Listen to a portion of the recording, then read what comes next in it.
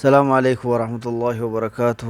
أصبحنا وأصبح الملك لله بل بلتني جرت فيا وغجراتني نغان نبش نغان وشو فيا نتاجرات دا بغا نغان أولتني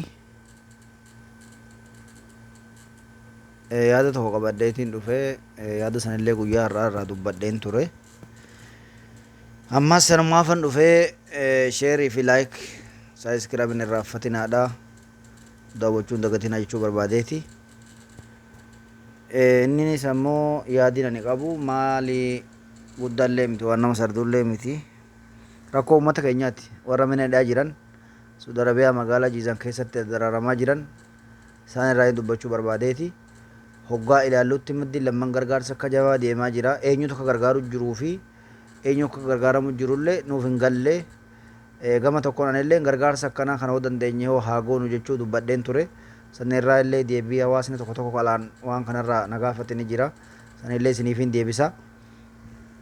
Haa ta'uti biyya tana keessatti kan waamamnuun yookaan Hubush yookaan Ithiyoobii akkasiin waamamna. Walumaanuu waamamna jechuudha. Garuu nuti immoo ofii keenyaa kan ilaallu ani Amaara hoo jenne Amaarri Amaara malee isa kaan namatti ofitti seewu. Oromoon ammoo ani Oromoo jee Oromoo yaaddataa. Tigreenis ammoo Tigree hoggaa jee Tigree yaaddataa. Bakka kana keessatti eenyutu miidhamu jira hoggaa jenne ilaallu taate immoo irra baay'ina ilmaan Oromooti. Ilmaan Oromoo safaaraa keessa inni jirus Oromoo ta'e Oromoof hin dubbatu fakkaata. Rakkoon cimaan ilmaan Oromoo irra gahaa jiru kun akkaan daangaa waan darbaa jiruudha argaa jira jechuudha. Haa ta'uti amma waan jenneef qabna. Rakkoon Jiizaan keessatti babal'ataa deemutti jirtu nama madaahee xiyyiitiidhaan dhahame akkatti gashinu dhabne taa'utu jiru jira. Safaaraa kadhannee dadhabnee safaaraan warra asi kaahee taa'utti jiru akka galuuf marsaa meeqa kadhannee kottaa ilaalaa nama kana mootummalleen safaaraan dhufee sinii mallatteessaa fuudhullee kan jee safaaraa dhufee nama kana nu baasuu dhabnee taa'aa jirra jechuudha. Suni oduu akkasumatti taa'ee jiru. Rakkoon kun qabaanis eega jalqabee turee jira. Namnis eega balaaxaa carraa ciisee turee jira. Namni waan kanarraa haasa'e hin jiru. Namni waan kanarraa dubbate hin jiru. Namni qabamuu eegalee turee jira. Nyaataas, haffaasaas, xuuxxoos, haliiba ijoollee waan kana inni danda'e dhuunfamaan akkuma fira isaatiin gargaaramee jiraatu jira malee namni gargaarsa jee hin jiru. Biyyuma tana guutuma keessattuu namni akkanatti bakka kanatti rakkataa jira. Haa gargaaramuu jee ilaarraan dhageenye. Namni immoo biyya tana sheenaa jiru daangaa Jiizaan irraa sheeneeti inni rabbi dabarse ol darbee inni hafe immoo asuma akkaan dalagataa jira. Kaan mana hidhatimee asuma taa'aa jira jechuudha. Egaa kana hoggaa akkatti ilaallu taate har'a qabaan eessatti bobbahee biyya tana guutuu keessatti bakka namni jiru hundattuu bobbahee fakkaata. Haa ta'uti immoo bakki gargaarsi deemaa jiru eessa jennee hoo mil'annee isa immoo walumaanuu quba qabna. Miidiyaa irratti waan deemaa jirus walumaanuu daawwannaa jechuudha. Kana hawaasni haa faradu, hawaasni haa dubbatu. An qofti dubbachuu oduu hin taane. Amma hoo maaltu godhamutti jira gama Jiizaaniin safaaraan hoo maal godhutti jira hawaasni hoo maal jedhutti jira. Uummanni akka galuuf ammoo xayyaaraan meeqa akka bahus haasa'amaa jira. Xayyaaraan jaaguyyuutti akka bahu torban lamatti akka 40,000 olii warra jiru kana galchinuu jedhanii dubbataa jiran. Eega akkas ta'ee har'arraa edana jalqabamaa jedhamee edana eega jalqabu taate Jiizaan irratti maaltu hojjetamutti jira maal godhamutti jira maaltu godhutti jira wanni irraa dubbatamutti jirus hin dhageenyees hin agarrees quban qabnus jecha. Maaliif kuni taha? Rakkoon kuni namni gargaaramuun malu warra qaama qullaa doonirraa kufee doonirraa bahee miila Yaman keessa deemee dhufe daangarra qabamee hidhaa jiru Jiizaan keessa. Namni balaaxa rafu jiru, namni biyya owwaa keessa jiru, namni waan rafu hin qabne, waan nyaatu hin qabne, waan uffannu hin qabne ummata daangaa miilaan deemaa dhufe qabamee miliyoona lakkaamutu jira jechuudha. Garuu ummata kanaaf namni dubbate hin jiru takka hin haasa'amne. Gadda jidda mootummaan cabsee jennaan kunoo gargaarsinis bishaan kaartooniin firaashiin bitamee deemaati jira. Kana ani haasa'uu hin taane hawaasni irraa dubbatuu hin danda'a. Anilleen gargaarsa akka jiizaanitti haa goonuuti gargaarsa kana hin callisinaadha. Uummanni maddi lammanii uummata haffaasaa hin qabnee fi ijoollee daa'imman rakkataa jirtuuf dirmachaa jira. Nuti tokko goona jaarraa dubbadheen ture. Egaa bakka dubbattee dirmachuu saniif hoo akka kamitti dirmannaa safaaraa wajjin dirmadhaa jennu gurmeesse meerree akkamitti godhuu qabna maal godhuu qabna ree eenyu wajjiinii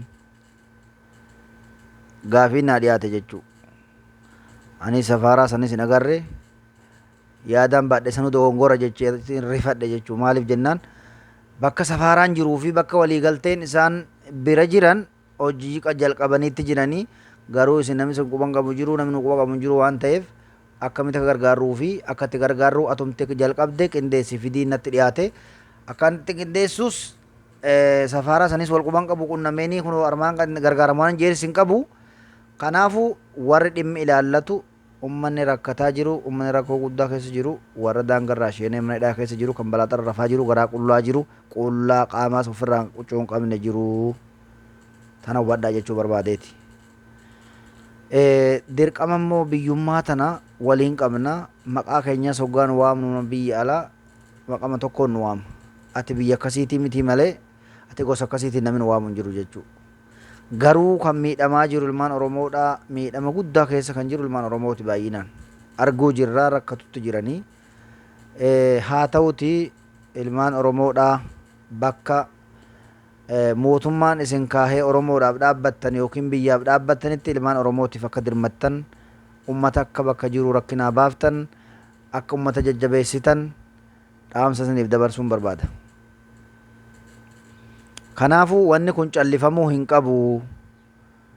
Gargaarsa ummati gargaaruu qaba akka amma jalqabe kanatti illee jennaa yaadana deebi'ellee isiniif ibsuuttan jira. Warri dhiyeengadda torban kana keessa qabame akka lafa hin rafne farshaa bitamutti jira bishaan akka waan biraan dhuna jennee bishaantu bitamutti jira. Safaaraan ummanni wanni yaada tokko tokko jechaa jirullee waan hedduudha jechuu maaliif rakkoon kaleessa jiddatti buute har'a kun hundi godhamuun isaatii maalii amata guutuu kan jiizaanitti namni beelahaa hidhamaa ture hoo maaliin hin mul'atin isa jedhu ummanni illeen hawaasillee waan kana komii kanallee harkaa qaba jechuu barbaadeeti. Kanaafuu gama tokko qalaniisa gama tokko yoo dhiisan halaal hin ta'u battaayafa malee morma barruma kutanii warri morma kutuuf ciibsitan akka barutti morma kuttan jechuu barbaadeeti. Gargaarsa jalqabdanis gashuudhaaf hojii jalqabdanis waliigala bakka hunda akka hojiin kun itti fufuu kabajaa fi jaalalaan kan sin gaafannu taha kun dhaamsa kiyya dhaamsa ilma Oromoo dhaamsa ilma biyyummaa kanaan olitti wanni goonu hin jiru gaa fayyaataa jiraadha. Har'aas hin dubbannaa boruus dubbatuu hin dhiifnu saba keenya rakkataa jiruu fi rakkoo bakka jirtu oduu argaa jirru callisuus hin dandeenyu. Kanaafuu dirmachuu jalqabdan kana ganda tokkoo fi yookiin bakka tokkoo fi yookiin zeegaa tokkoof utuu hin taane kan hundaa ta'uu qaba. Bakka hunda ta'uu qaba. Hojiin jalqabamees ammoo bakka hunda ta'uu qaba. Nama miila rasaasii dhahee mana hidhaa jiru mootummaan fuudhee safaraan galchuu galchaa jeen jiizaan mana hidhaa keessa jirutu jira jechuu. Harkaa fi miilaan jilbaa fi harkaan akkatti hammaama sheeneeti fincaa'ee gargalee harkuma sanii nyaatee jiraatutti jira. Osoo safaraan jiraatee halkan takkan bulu namni kun jechuu. Firri irraa takkeeta kunnee gashina jee dubboohuuti namni fuudhee gashuu dhabame nama akkanaatuun mana hidhaa nuu taa'ee jira.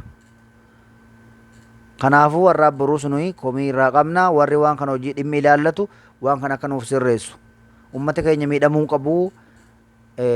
Inni miidhame ni gahaa isuma amma jiru kanaafillee wal fakkiin bakka hundaa haa ta'uuti hojiin bakka hundaa haa ta'uuti hirmaannaa fi qoodin hojjetamaa jirus bakka hundaa haa ta'uuti. Kun dhaamsa kiyyaa fayyaataa jiraadhaa bultii gaarii isiniif haa ta'u. Yaada jiru ammas qabannee dhufne walitti deebina tahaa. Egaa hojii jalqabdanis akka itti fuftan rabbi isin gargaaru. Salaamu alaikum warahmatullahi wabarakatuh. Warra nu daawwattanis akka nu daawwattan isin jechuun barbaada. Salaamu alaikum.